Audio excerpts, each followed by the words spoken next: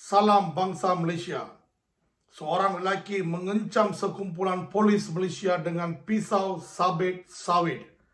Ia berlaku di depan Balai Polis Gopeng, Perak. Yang lucunya ialah polis Malaysia tidak layak tangkap atau tembak lelaki tersebut. Malangnya selepas ketibaan ahli bomba Malaysia di tempat kejadian, dengan pertolongan ahli bomba, baru polis Malaysia mampu tangkap lelaki tersebut. Inilah polis Malaysia. Mantap. Misalkanlah dia seorang bangsa India. Habis. Tak pasti berapa peluru masuk dalam badan dia. Dato' Ayub Khan cakap. Okey, sedikit pesanan untuk rakan-rakan pendengar kita, rakan-rakan Mac FM. Jangan ambil rasuah. Sedikit pesanan Datuk sendiri. Saya suka mengambil perumpamaan yang paling mudah. Dalam konteks orang Islam lah. Kan? Saya ambil perumpamaan daging khinzir.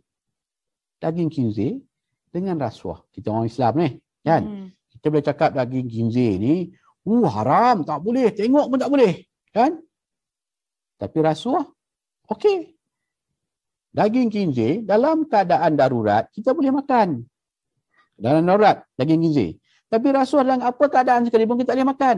Betapa jijiknya rasuah ni. Saya bercakap untuk semua lah. Bukan untuk orang awam di luar saja. Sebab rasuah ni bukan kata polis saja. Kan? Orang awam bagi rasuah juga. Kan? So, buat perbandingan macam tu. Saya kata itu sudah cukup. Dan kalau kita tak faham lagi, kalau kita tak tengok jijik lagi, rasuah ni, saya tak tahulah apa perumpamaan yang boleh saya bagi lagi. Terima kasih, itu pesanan saya. Malaysia kini umpama nasib Pak Kadok. Menang bersorak tapi kampung tergadai. Kes pertama, bekas ahli lembaga pengarah Felda, Dato' Nur Isanuddin dibebaskan daripada 29 pertuduhan rasuah kerana telah membayar balik penuh wang rasuah mengikut Seksyen 62 SPRM. Kes kedua, bekas pengerusi tabung haji Datuk Seri Abdul Aziz Abdul Rahim dikatakan bebas daripada 12 tuduhan rasuah termasuk rasuah melibatkan ringgit Malaysia 5.2 juta projek bina jalan raya di Perak dan Kedah.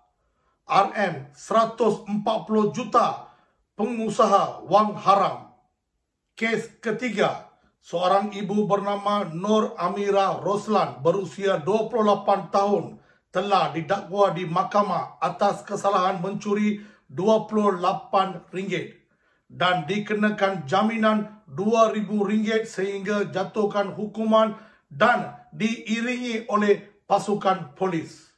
Apakah nasib orang Melayu di Malaysia? Kes pertama dan kes kedua melibatkan orang politik Melayu yang menyeleweng wang simpanan orang Melayu. Yang pasti rugi ialah peneroka Felda dan ahli-ahli tabung haji terdiri daripada 100% orang Melayu. Nasib orang Melayu sama seperti Pak Kadok yang untung ahli politik UMNO dan kuncu-kuncunya. Yang rugi orang-orang Melayu yang mengundi orang-orang yang curi wang milik Melayu. Soalan saya, mengapakah ibu yang terdesak untuk mencuri wang tabung di masjid tidak diberi peluang untuk membayar balik wang yang dicurinya itu? Apakah Malaysia mengamalkan dasar hukuman ikut kelas orang politik dan kelas orang Melayu miskin? Wahai orang-orang Melayu di Malaysia, tengoklah sendiri dengan mata sendiri. Kluster mahkamah telah diberi jawatan menteri dan timbalan menteri. Semua yang tertuduh atas kes-kes rasuah dibebaskan sebagai hero orang Melayu. Yang dituduh mencabul gadis bawah umur juga dinobatkan jadi menteri. Hidup Melayu, hidup Melayu, hidup melihat orang Melayu jadi jahanam. Dasar politik UMNO bukan jaga kepentingan Melayu, tetapi mencuri dan merompak wang orang Melayu. Amaran saya kepada orang Melayu, jangan jadi ibarat Pak Kadok nanti semuanya akan dijempret dan dirompak oleh pemimpin politik sendiri. Selagi orang Melayu tidak bangkit, selagi itulah jadi hamba politik rasuah yang dihalalkan oleh kerajaan Ismail Sabri. Fikirlah wahai orang Melayu, wahai bangsa Malaysia, jomlah kita sama-sama bangkit dan membentrak semua salah laku kerajaan dan ahli-ahli politik. Bangkit rakyat, bangkit rakyat, bangkit rakyat. Salam bangsa Malaysia.